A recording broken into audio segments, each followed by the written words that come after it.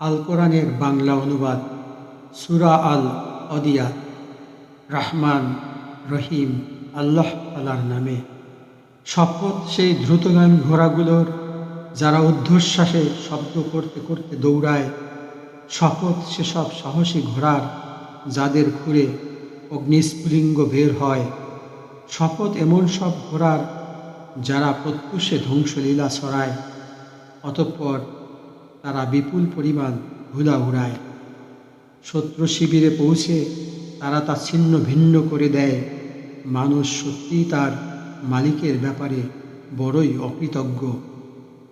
সে তার এ অকৃতজ্ঞ আচরণ এর উপর নিজেই সাক্ষী হয়ে থাকবে। অবশ্য সে মানুষটি ধন দৌলতের মোহেই বেশি মত্ত। সে কি একথা জানে না, কবরের ভেতরে যা কিছু আছে তা তখন উত্থিত হবে।